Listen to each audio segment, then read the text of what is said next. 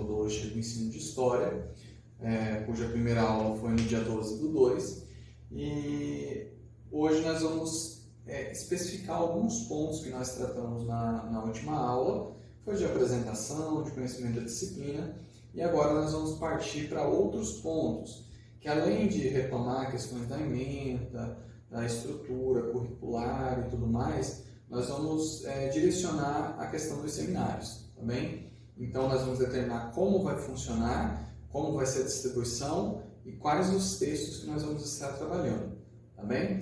Então vamos lá, eu preparei alguns slides, vamos fazer essa abordagem para a gente poder se situar tanto em termos das datas, quanto em termos dos grupos e de como isso vai funcionar, tá bem? Vamos lá. Então, pessoal, preparei os slides, como eu disse, e nós vamos então verificar como a nossa disciplina está disposta. Retornando então à questão da ementa, a disciplina tem como foco a valorização do professor pesquisador enquanto historiador e professor pesquisador da sua prática, na tentativa de estimular entre docentes e discentes a autonomia e a criticidade, bem como a compreensão de que os aspectos sociais, culturais e econômicos das sociedades são historicamente construídos a partir das ferramentas teórico-metodológicas da história, partindo do princípio de que para se ensinar história é necessário saber produzi-la. Tá? Então, é indissociável da nossa disciplina pensar o professor como produtor de conhecimento,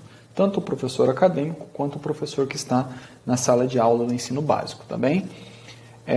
Os objetivos a gente também já tratou: desenvolver o estudo acerca do processo de ensino-aprendizagem, adequando as faixas etárias e suas condições de compreensão e abstração, estimular a pesquisa no âmbito acadêmico, tanto quanto no escolar, discutir a interlocução entre a historiografia recente e a introdução em âmbito escolar, perceber a importância do professor de história para o desenvolvimento cognitivo, social, político e emocional do ser humano. Tá? Conteúdo. Esse conteúdo eu distribuí na aula do dia 12 de apresentação, né, a aula que nós fizemos para nos conhecermos, uma bibliografia tentando contemplar, né, cada conteúdo programático da disciplina. Entretanto, nós temos que ter consciência, né, percepção de que os textos, eles se interconectam. Então, um texto, às vezes, que vai tratar do ensino de história e suas possibilidades metodológicas, de acordo com a estrutura da educação básica, por exemplo, ele é um texto que também vai trazer questões sobre as novas abordagens do ensino de história, por exemplo. Então, assim, quando foi feita essa separação, ela tendeu a priorizar determinados aspectos, mas na prática esses textos vão dialogar e vão se interconectar, tá bem? Então nós temos essa estrutura, mas elas dialogam, tá? Não é uma situação fechada, tá bem? A consciência histórica como inerente ao ser humano e os seus processos de constituição, essa é uma percepção muito interessante e que ela tem impacto direto na nossa reconsideração do papel da pedagogia dentro da história. Então a pedagogia, o processo de pedagogização que a gente percebe ali em meados do século XX, ele começa a se dissolver a partir da década de 60, 70 ali, justamente porque a percepção de que a história, com suas características específicas, tem que pensar o processo de ensino de maneira específica, tende a trazer e ampliar o campo da atuação do historiador, né? E, consequentemente, fazer com que o professor não seja mais um técnico, né, simplesmente, mas que ele também seja um produtor de conhecimento, compreendendo o espaço no qual ele produz, né? A pesquisa em âmbito escolar como forma de despertar o interesse, o diálogo e a possibilidade de autonomia, como eu disse, as novas abordagens do ensino de história, introdução da historiografia recente e os diálogos com o saber. Importante aqui o conceito. Eu vejo muito pessoal usar a historiografia de maneira equivocada. Historiografia é o quê? A história da história, tá? Para quem quiser entender um pouquinho, leia o texto História, do Jacques Legoff, que está no livro dele chamado História e Memória. Lá ele trata especificamente do que é a historiografia. Então, historiografia, história da história, tá bem, pessoal? Sempre atentar a esses pequenos conceitos aí, mas que eles são fundamentais. Cidadania e cultura de respeito, a diferença. E, por último, métodos de ensino, dialético, uso de analogias, uso de novas tecnologias, que é o nosso último conteúdo programático aí, tá bem? Então, o nosso objetivo é contemplar esses conteúdos, não quer dizer necessariamente que nós vamos atingir, por conta da estrutura de ensino que nós estamos e por conta também de que os textos, ora são mais densos, ora menos densos, então vamos ver como vamos nos comportando em termos desse processo de absorção. Por isso que eu propus apenas 3 textos de início, para a gente ver como que nós vamos dar conta disso ou não, e como que nós podemos reestruturar, caso necessário, a disciplina. Tá bem? Na sequência, nós temos a estrutura de avaliação, né? Então nós vamos contar com 2 formas de avaliação, uma que é o seminário, que vai valer de 0 a 5 pontos, e a outra que é a avaliação escrita, também de 0 a 5 pontos.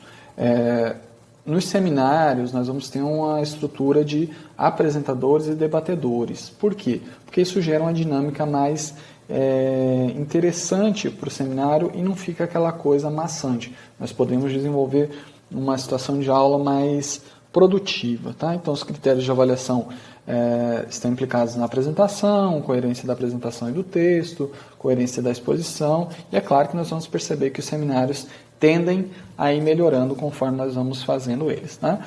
E na avaliação escrita, a mesma situação, com base nos textos, coesão e coerência, que isso é fundamental em qualquer área, é necessário que nós, enquanto historiadores, produtores de conhecimento, aprendamos a escrever, tá? É importantíssimo.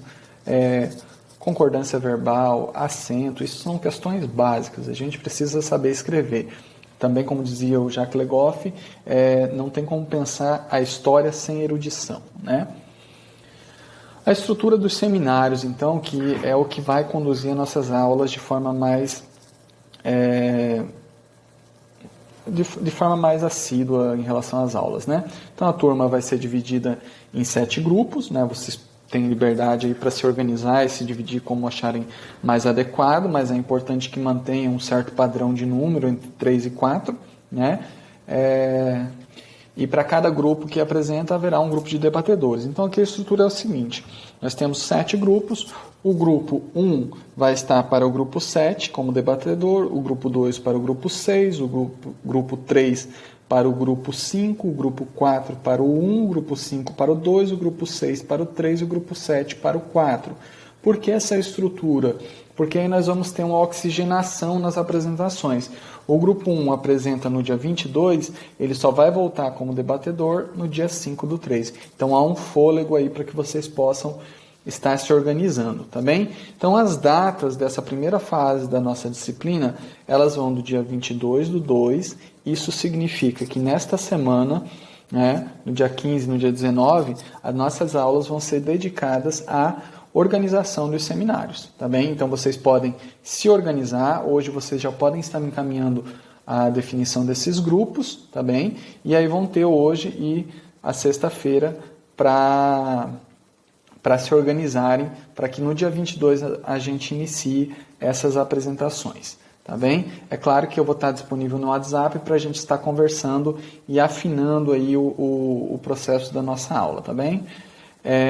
Os textos iniciais, eu vou estar disponibilizando também no WhatsApp para vocês, porque eu ainda estou sem o acesso à turma virtual do SIGA, depois eu vou pôr lá, é claro, mas a princípio pelo WhatsApp. Vão ser os textos da Circe Bittencourt, né, Ensino de História, Fundamentos e Métodos, da página 25 a 116. Nós vamos ter nesse texto 3 capítulos que nós vamos trabalhar, cada capítulo para um grupo. Vamos ter depois o texto do Luiz Fernando Serri, Ensino de História com Ciência Histórica, né, também com 3 capítulos que vamos dividir em 3 grupos. E por último nós vamos ter o texto da Dominique Julia, que é a cultura histórica como objeto histórico, né? Aí para pensar um pouco a questão da pesquisa. Então esses são os textos, e aí está aqui, ó, após trabalharmos esses, eu coloquei 2, mas são 3, né? Desculpa, foi um equívoco aqui. Estruturaremos os outros, né, de forma a otimizar o nosso tempo. Então a gente precisa avaliar qual é o desempenho da turma, qual é a intensidade dos nossos debates, e a partir desse primeiro momento a gente estabelece o segundo, vamos estar todos mais maduros e mais entrosados, então a gente vai conseguir trabalhar isso melhor, tá bem? Organização dos textos, né? Aqui só retomando os apresentadores e os debatedores, né? Mas o primeiro grupo a apresentar vai ser o grupo que vai trabalhar o capítulo 1 do texto da Circe Bittencourt. O capítulo 2 fica com o grupo 2 e o capítulo 3 com o grupo 3, tá? Para o grupo 4, nós vamos ter o livro do Luiz Fernando Serri, O Ensino de História com Ciência Histórica, ao qual vai ser destinada a introdução e o capítulo 1.